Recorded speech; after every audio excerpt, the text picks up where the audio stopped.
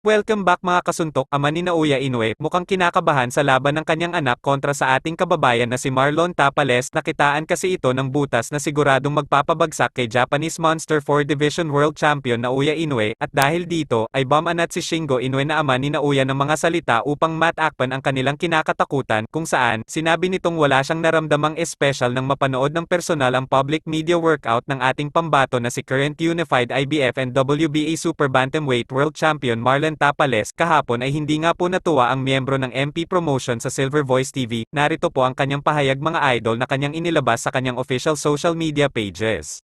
Para sa akin din, parang nakakapagtaka naman yun. unang-una, bakit ganun ang bokabularyo ng tatay ni Naoya Inoue. Mas nakakatakot pa si Fulton kaysa kay Tapales.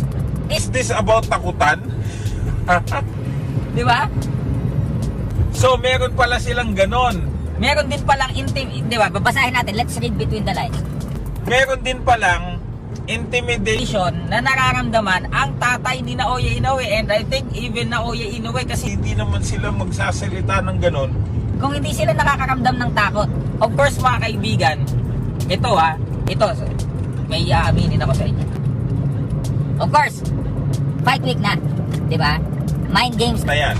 Pero ito, sa lahat po ng mga panalo ni Inoue, sa lahat po ng mga tinalo niyang magagaling, never naman po silang nagsalita ng ganyan. So, first time mga kaibigan na makarinig tayo ng ganyan, yung tatay niya magta-trash talk kay Marlon Tapales, sasabihan na si Marlon Tapales ay hindi naman nakakatakot, not intimidating. again guys, Marlon Tapales wasn't there to intimidate anyone. He is there for, to do his business. Plus, Tatay Inoue, hindi ako makapagsalita ng Hapon no? i-translate nyo na lang sa kanya. Naturalmente, media workout yun. At alam ni Marlon Tapales na nandun ka. Naturalmente, mga Siguro 5-10% lang ang nilabas niya or ang nakita niya sa media workout, alangan namang ipakita nila kung anong gagawin nila sa anak mo. Di ba? Mag-isip-isip po ikaw, tatay. Sa bagay, di naman tayo naiintindihan yan, mga kaibigan. Para sabihin niyang, napanood ko si Marlon Tapales, Hindi naman pala nakakatakot. Naturalmente, alangan namang gawin niya yung mga nakakatakot baka biglang ma-injury yung anak mo. Di ba? ganun lang yan. Same thing as Naoya Inoue. Nag-public workout yung sila, no? Yung team Inoue.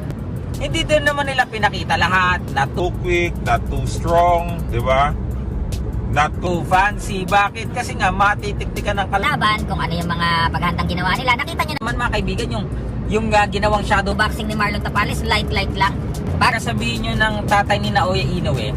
I think mga kaibigan, may takot po silang Nararamdaman. Kasi sa boxing, it is always reverse psychology.